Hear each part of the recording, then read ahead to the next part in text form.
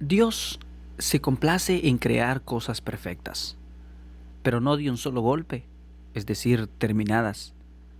Él, en su soberanía, las hace pasar por un proceso que comienza con algo sin forma, que Él prepara y luego poco a poco va moldeando hasta lograr la perfección de su obra. Aquí vemos en acción al más grande alfarero del universo y del ser humano. Si estás dentro y no fuera, ya no busques cosas de la tierra. Pon la mira hacia arriba y a Jesús entregale tu vida. Búscale, búscale. A través de una serie de lecciones aprenderemos de nuestra condición como humanos separados de Dios y de cómo Dios nos llama y nos busca para regresar al hogar. Un hombre tenía 3 hijos, los cuales, como todos los niños, solían hacer travesuras de cuando en cuando. El padre, por su parte, les incitaba a tener más cuidado con sus travesuras, pues de no ser así, podrían llegar a perder la noción de las consecuencias y hacer algo grave que perjudicaría sus vidas y como también podría perjudicar la vida de otros. Los chicos no hacían caso a los regaños que los padres le hacían a sus hijos. El padre había dejado en casa su auto a causa de un fallo mecánico y los chicos decidieron usarlo para jugar a los policías y ladrones. Uno de ellos, que hacía el rol de policía, lanzó un cohete explosivo dentro del auto donde estaban los otros 2 haciendo el rol de ladrones, que huían, que se escapaban. Pero el auto comenzó a incendiarse. Los chicos salieron del auto y, presos del miedo, no pudieron evitar que el auto quedara completamente quemado. Llegaron los vecinos y vinieron los bomberos, pero demasiado tarde fue. Al llegar los padres y a ver el alboroto, corrieron para ver lo que había pasado y, al saberlo, buscaron a sus hijos para ver si estaban bien, pero sorpresivamente no estaban. Los buscaron por toda la casa y preguntaron a los vecinos, pero nadie se dio cuenta hacia dónde se habían ido. Solo encontraron una nota que decía: «Padre, estamos muy avergonzados por lo que pasó y por no hacer caso de tus advertencias. Merecemos ser castigados por eso. Mejor nos vamos». El padre, por supuesto, se dio a la tarea de buscarlos, aunque sin éxito. Los chicos, por otro lado, fueron a parar a otra ciudad y comenzaron a hacer una vida en grupo de otros niños de la calle, y allí aprendieron la vida de los vicios, de los delitos, para sobrevivir. Pasó el tiempo y un día, uno de ellos se encontró con una mujer que lo reconoció. Era vecina de sus padres. Ella le habló de cómo sus padres estaban sufriendo por su desaparición y de todo lo que había hecho por encontrarlos. Los invitó a regresar con ella a casa y a que comprobara él mismo que sus padres aún lo amaban y que estaban dispuestos a olvidar lo que había pasado. Finalmente, se convenció e invitó a sus hermanos a ir con él, pero ellos no quisieron. Aún tenían miedo. Así que se fue solo. Y efectivamente sus padres lo recibieron con una gran alegría y el padre dijo: «Dime, ¿dónde están tus hermanos para que yo vaya a buscarlos?». Y el joven dijo: «No, padre, si ellos te ven, huirán y se esconderán. Deja que yo vaya. A mí me tienen confianza, de seguro me escucharán». El hermano fue y les habló a sus hermanos de cómo lo habían recibido en casa y de cómo sus padres estaban resueltos a olvidar lo pasado con tal de que regresaran. Sin embargo, solo uno de ellos accedió a volver. El otro no quiso enfrentar el pasado. Había hecho su vida a su manera y prefirió continuar de esa manera. Caos, el principio de las cosas. En el principio, dice nuestro verso clave, en el principio creó Dios los cielos y la tierra estaba desordenada y vacía. Así comienza la historia bíblica acerca de las grandes obras de Dios en el universo y en la humanidad. Y es aquí precisamente donde iniciamos nuestra búsqueda de las buenas noticias que deben ser relucidas, que deben ser sacadas tal como fueron desde el principio. Este primer verso de la Biblia, como todos los siguientes, que se refieren a la creación, comúnmente se ha utilizado en un sentido histórico exclusivamente. Pero en este estudio vamos a señalar que la intención del autor verdaderamente va mucho más allá de lo que está relatado, de lo que está escrito, de lo que el Espíritu Santo en inspiración en el escritor de Moisés, para acercarnos lo mejor posible a la intención del escritor, de tal manera que podamos extraer una mayor riqueza de su obra. Es necesario considerar algunas características principalmente y particulares de estos textos. Una de las características más revelantes de Génesis 1, 2 y 3 es que están escritos en un estilo poético, con una estructura litúrgica y doctrinal. No son un tratado histórico ni científico. Esto implica que, como ocurre en la poesía, las palabras poseen un significado más profundo de lo que aparenta, de lo que está escrito. Por ejemplo, si leyéramos y como un corazón tenía una roca. Por supuesto que a nadie se le va a ocurrir pensar que había una persona que en lugar de tener un corazón normal, como todas las personas, tenía una piedra. Es evidente que el poeta se refiere a la insensibilidad de la persona y no al corazón físico en sí.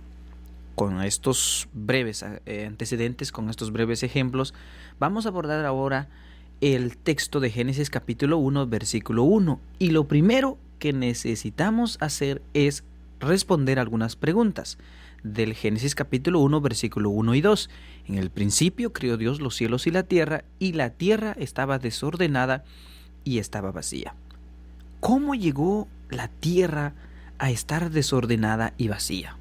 ¿Acaso dice la Biblia que Dios hizo la tierra ordenada y que alguien vino y la desordenó?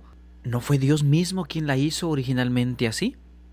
Bueno, el texto dice que la tierra estaba desordenada y estaba vacía, y que fue Dios mismo quien la hizo así como estaba.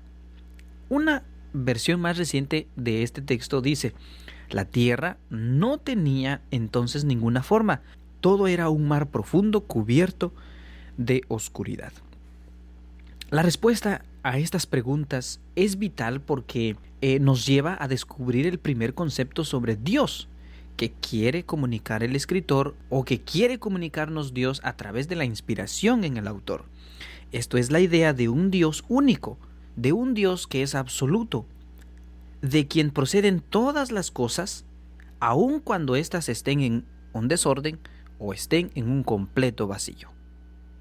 Ahora bien, ¿por qué Dios comienza a hacer las cosas de esta manera? ¿Por qué Dios comienza a hacer las cosas de esta manera? Esta pregunta nos lleva a descubrir otra idea acerca de Dios que el escritor nos presenta. Esto es, que Dios es como un alfarero. Dios es como un alfarero. Un alfarero que es capaz de realizar una gran obra de arte, pero a partir de una simple masa de lodo sin forma. Lo cual significa que la apreciación de Dios respecto a lo desordenado, vacío, a lo que no tiene forma, a lo que está caótico, no es tan negativa como para nosotros podría llegar a serlo. Por el contrario, podría decir que es tan distinta de la nuestra como pueden serlo la de un empleado de limpieza y la de un alfarero. Para un empleado de limpieza cuyo intento es de mantener el lugar limpio donde trabaja, una mesa de un lodo barroso significaría algo detestable, ¿verdad? Mientras que para el alfarero deseoso de plasmar su talento, la masa de barro sería la materia prima de hacer con sus propias manos una obra de arte y por tanto algo muy valioso. Y esta es la imagen. Esta imagen del Dios alfarero es muy importante, es verdaderamente muy importante, pues podemos ver claramente que a Dios no le interesa hacer las cosas mágicamente de un solo golpe, sino que le gusta de hacerlas pasar por un proceso que lleva una transformación, un proceso que comienza siempre con algo que no tiene forma, desordenado y vacío. Ahora bien, este proceso es aplicado también a la creación y a la vida misma de nosotros los seres humanos, en la transformación. Si vemos el relato de Génesis capítulo 2, versículo 7, entonces Jehová Dios formó al hombre del polvo de la tierra y sopló en su nariz aliento de vida, y fue el hombre un ser viviente. Si vemos este relato, podemos percibir claramente cómo reaparece la imagen del alfarero que tomó polvo de la tierra, hace lodo con ella, le da forma humana y finalmente lo llena de vida. Aquí es necesario enfatizar que esta actitud de Dios no se queda solo en la creación de las cosas materiales, sino que trasciende hacia la vida misma del hombre, ¿verdad? La imagen de este Dios alfarero, que tiene parte de la vida caótica de los hombres para hacer las vidas fructíferas, abundan a lo largo de las Escrituras. El apóstol Pablo, por ejemplo, dice de la siguiente manera en 1 Corintios 1, 27 y 28. Lo necio del mundo escogió Dios para avergonzar a los sabios.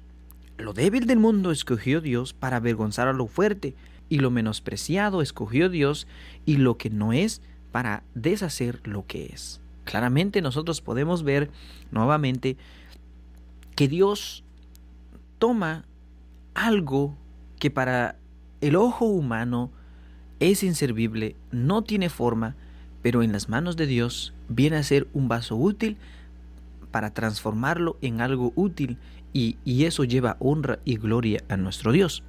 El mensaje que comunicamos a partir del Génesis capítulo 1 es que aunque nuestras vidas pueden ser caóticas, pueden ser destruidas, pueden estar destruidas con vicios, y toda clase de males que se hacen, como una gran masa de lodo, ¿verdad?, sin forma, Dios no quiere tomar eso y echarlo a la basura. No quiere hacer eso, sino más bien como un alfarero quiere tomarla en sus manos para darle una forma a la que tanto Él como nosotros mismos nos sintamos felices y complacidos de la forma en que Dios obra y de la forma en que nosotros vamos tomando forma, algo muy bello, algo muy hermoso. Al final de Génesis capítulo 1 y 2 dice el escritor: y el Espíritu de Dios se movía sobre el agua. Ahora, no es que Dios le haya salido mal la tierra en el primer intento. El hecho de que el Espíritu se estuviera moviendo sobre aquello nos dice que estaba bajo su control. Dios había creado el cielo y la tierra, estaban desordenados, pero había un control en todo lo que Dios empezó a crear. Aquel caos no era otra cosa que, como ya lo señalamos, la primera etapa de lo que finalmente habría de ser. Por todo lo expuesto, podemos concluir diciendo que desde la perspectiva de Génesis capítulo 1, versículo 1, cuando una persona, hermanos, descubre conscientemente que en su vida hay un desorden y vacío, no tiene por qué sentirse desalentado, no tiene por qué sentirse devaluado, no tiene por qué sentirse que es no importante. Al contrario, debe saber que está en el punto exacto de la primera etapa como creación de Dios. Que Dios no ha terminado su labor con ella, sino que apenas ha comenzado. Y lo que Dios comienza, lo puede terminar. Pero siempre y cuando nosotros sepamos humillarnos y estar en una disposición sincera para que Dios nos transforme y nos transforme a una nueva criatura. Así que este es nuestro primer tema para esta ocasión, y para la siguiente estaremos viendo lo que es, el título del tema es Una creación en proceso y un proceso para disfrutar. Les insto a que me escuchen en el siguiente tema y que podamos seguir así edificándonos, escuchando la palabra de nuestro Dios en conceptos totalmente distintos. Dios los bendiga y paz a vosotros. Si estás dentro y no fuera, ya no busques cosas de la tierra. Pon la mira hacia arriba y a Jesús entregale tu vida. Búscale, búscale. No te aferres a las cosas materiales con caducidad. Si eres libre, no te amarres. En Jesús mantén tu libertad. Búscale mientras estés cerca. Llámale, que abrirá la puerta. Y búscale mientras pueda ser hallado. Y ámale si ya lo has encontrado. Las cosas viejas ya pasaron y todo nuevo se ha tornado. Búscale, búscale. Es el centro de mi vida, la razón de mi santidad. Es el todo y está en todo, fantasía y en realidad. Búscale.